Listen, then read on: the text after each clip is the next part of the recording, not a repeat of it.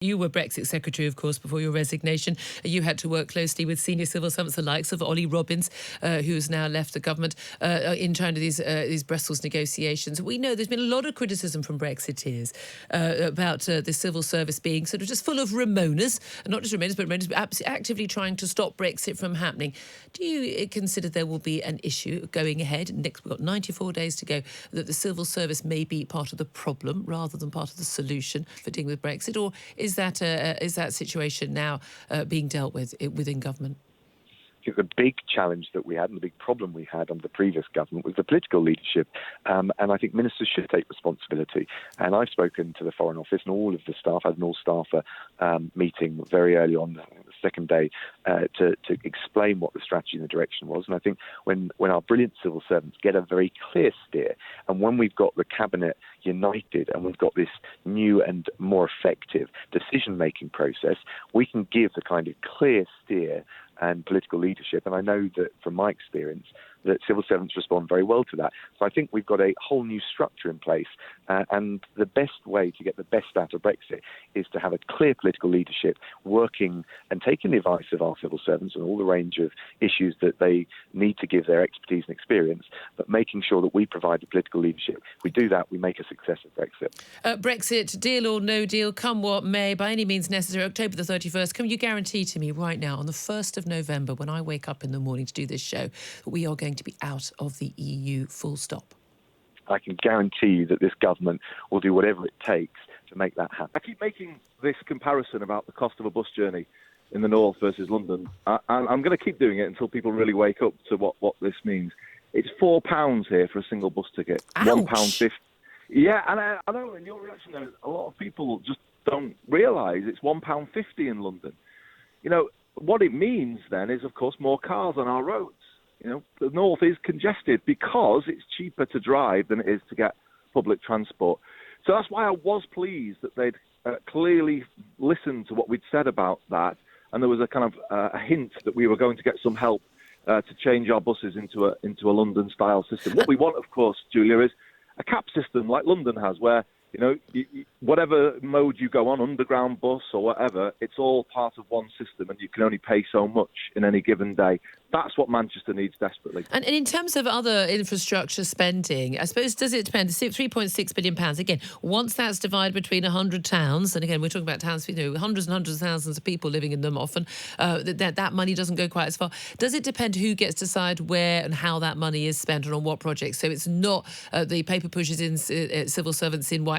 It's local politicians, it's local people who know what the priorities are for those local areas.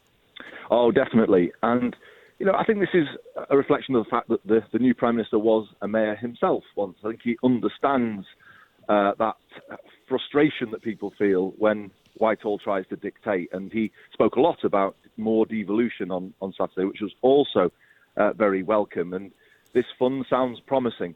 But he talked about turbocharging regional growth, and you repeated that at the start. I'll tell you something that will throw it completely in reverse, and that's a no-deal Brexit. And I think this is the problem for the new government. You know, they are promising all of this stuff to the north at the same time as talking up a no-deal Brexit. And I'm beginning to get the feeling that they actually want a no-deal Brexit. Well, there are some in the cabinet who absolutely do. Have you found it difficult to combine being a mum at all with being an MP? Or do you think this is a reason why a lot of younger women don't go into politics? The truth is, no, I haven't actually found it difficult to balance that, but I think that's because we operate as a team here. So, you know, we have a really good partnership. But I also don't think being an MP is that special in terms of the challenges that working parents face. You know, just because I'm a member of Parliament doesn't mean that I have any greater of a challenge than worked at Tesco's. And so I don't think of it as a special thing. And we do get paid well. We do have good maternity measures in place and processes in place. And I just think, you know, that's not the issue. The issue was having another job on top of that. Yeah. And I think that's where the challenge came in. What age do you think Freddie will be when we can expect we can get you back into government then? I like to have a sensible a sensible head in government. I think a lot of people feel that way about you from across the political divide. What age do you think you might be able to consider it? I don't know, maybe when he's 6 or 7. But, the funny thing is a lot of people have got in touch and said this is exactly, why we need you to be in government. And you're thinking, actually, I'm trying to make the counter It's a catch-22. Do you think Boris Johnson is right to say, look, I just won't discuss this until you agree to take it out? The EU have said the Irish backstop is there. The lady is not for turning. The EU won't discuss anything that it takes it out. Do you think Boris Johnson was right, and do you think he'll win this negotiation if it does ever happen? I think that, first of all, he's right, because let's just remind ourselves what the impact of the backstop was going to be on our really future relationship with the EU. It was a way, and was designed as a way of keeping the United Kingdom as a whole in the customs union and tied to EU regulations. Or, if we couldn't do that, then to break up the United Kingdom, to use the words of one of the EU negotiators, that would be the price that Britain would have to pay for daring to leave the EU. So, I mean, it's a massive issue, and there's no point in having further negotiations if the terms that the EU are dictating are that we either stay with one foot as a whole country in the EU or else break up our own country. And I think that he's correct in adopting this hard-nosed negotiating stance. It will be a contrast from what we had before under Mrs May. I think that he needs to use shock tactics to get over to the EU that they're dealing now with a different regime. And I believe that since it's in the EU's interests to get a deal at the end of the day, that it's a tactic which will bear fruit. If there's a leadership election tomorrow, the chances are Jeremy Corbyn would win it. But there comes a point, surely, where somebody who is in that position of leadership has to look deep into themselves and say, can I do this job? Can I rise to this challenge? Just look at the last few days since Johnson became Prime Minister.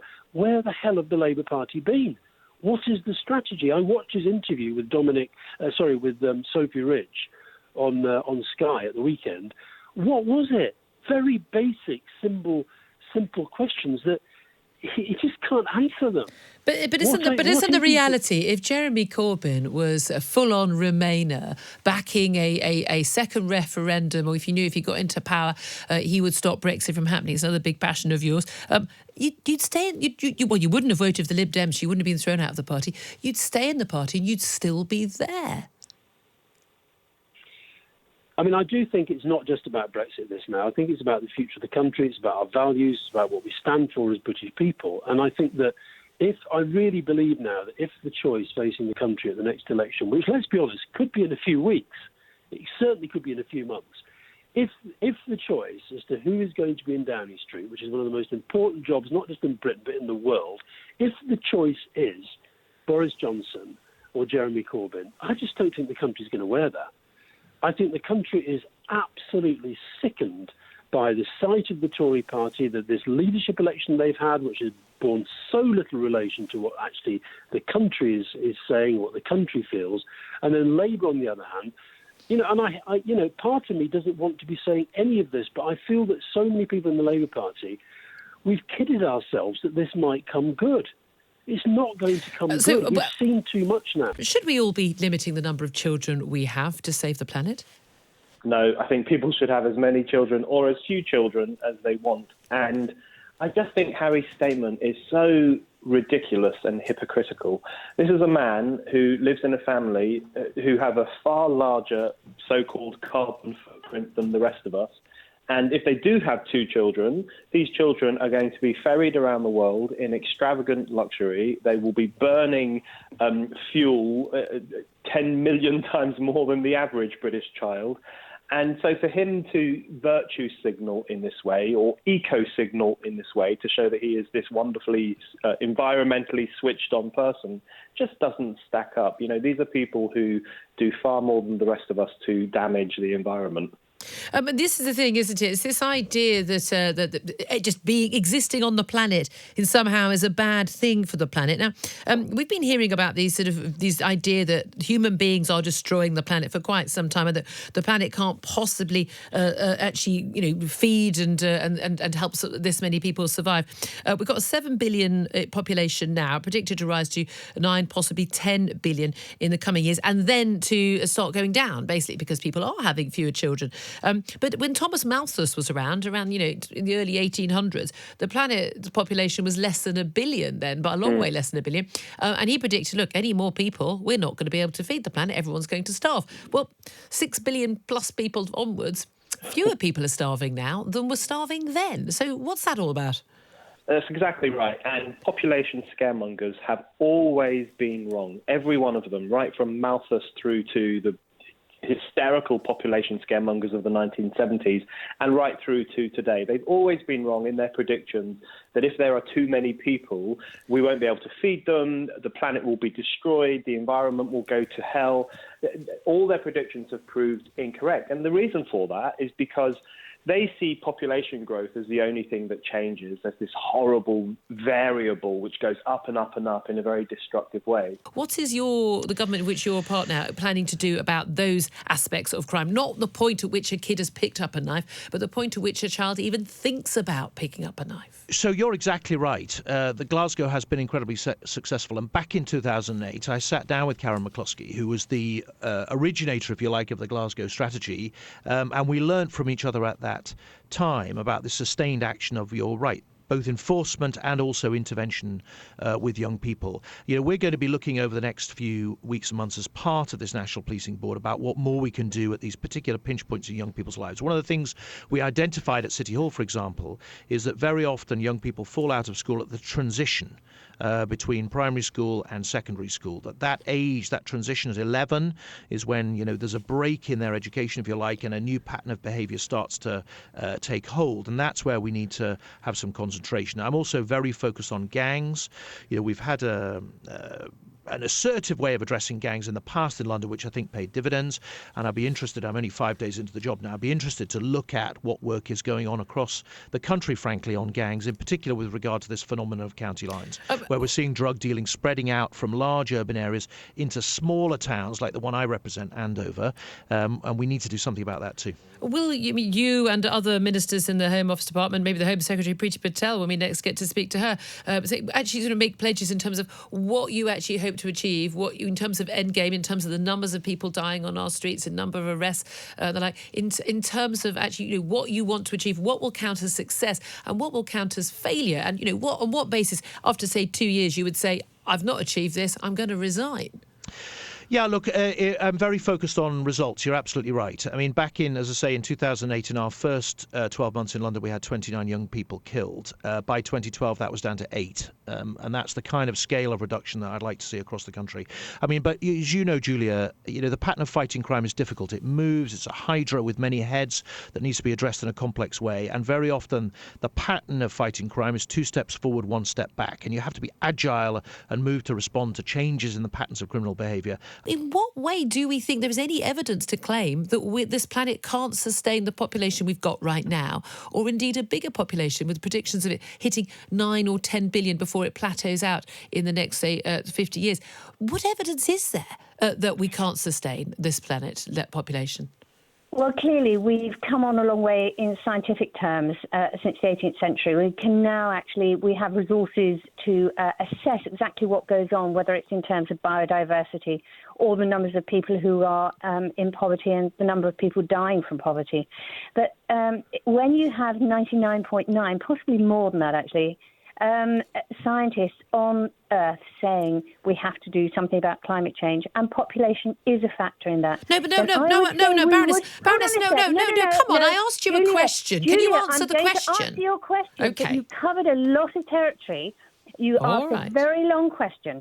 So when you have that sort of resource exploitation, particularly by rich countries, it is possible that we could find technology that would help us to actually mop up some of the damage that we're doing. I mean, if we invested more in solar, in all sorts of wind power and tidal power, then we could help other nations to reduce their levels of consumption as well. But the fact is, it's going to be quite difficult for technology to keep up with what's happening to the planet. I mean, you must have seen the incredibly damaging weather patterns in the Arctic, where there's constant fires. Our temperatures are going up. This is a real problem we have to face. I just find it so extraordinary. I can't imagine what it must be like to go through life, basically as part of a doomsday cult, thinking the world is in such a terrible position. I think understandable to be concerned about renewable energy and replacing fossil fuels and cleaner air and polluting the seas and the like. Absolutely, that all makes sense to me. But I find this idea that this view that human beings are effectively sort of parasites on the planet.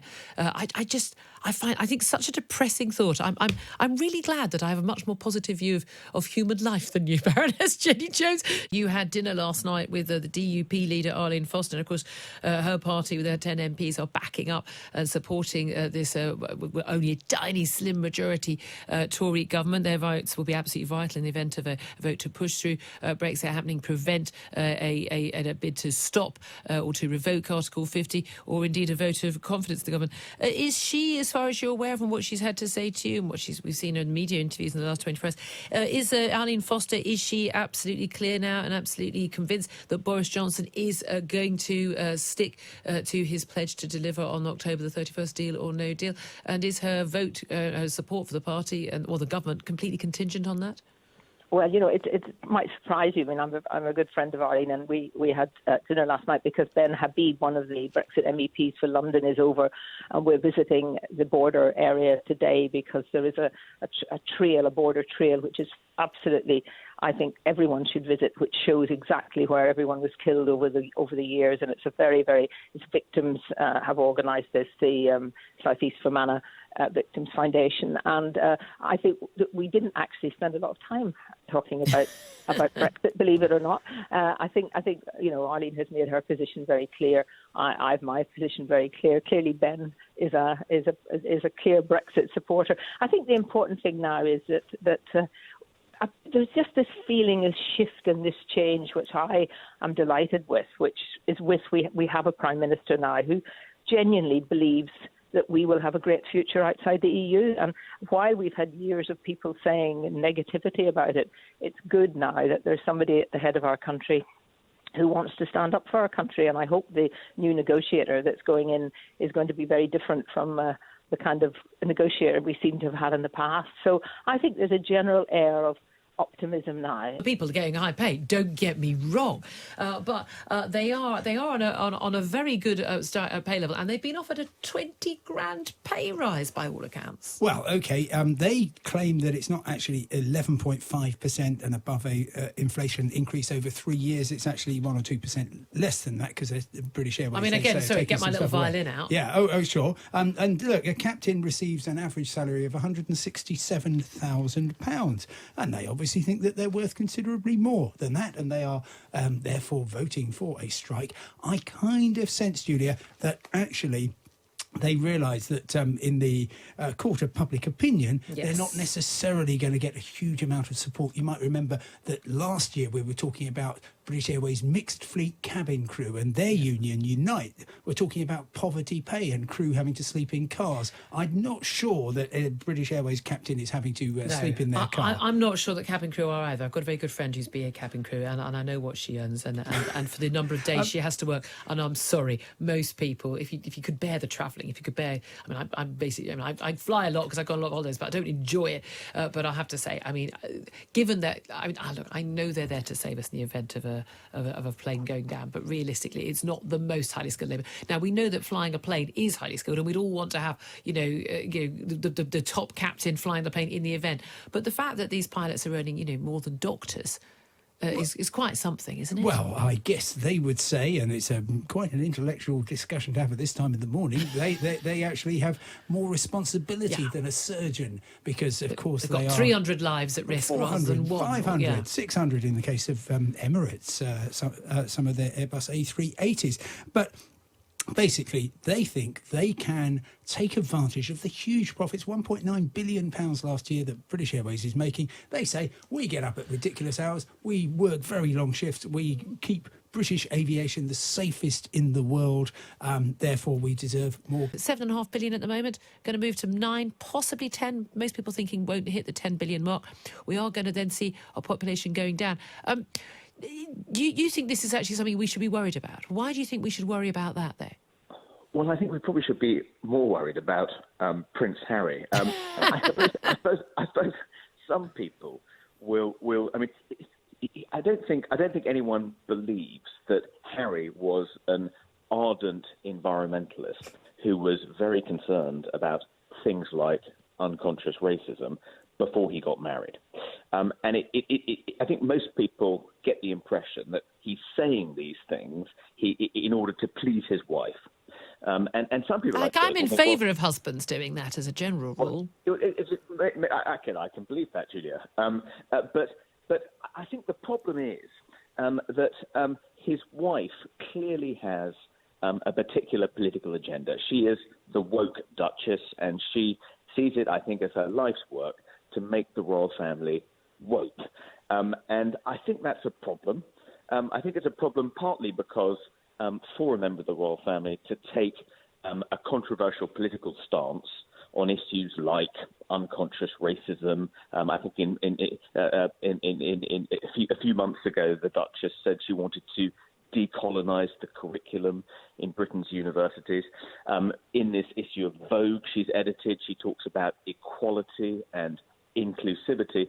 I mean, one problem is that for a member of the royal family to take up such an overtly political stance is always a bad idea because they're funded by the taxpayer and therefore I think they have an obligation to remain above the political fray. Well, do you think Leo Varadkar has overplayed his hand?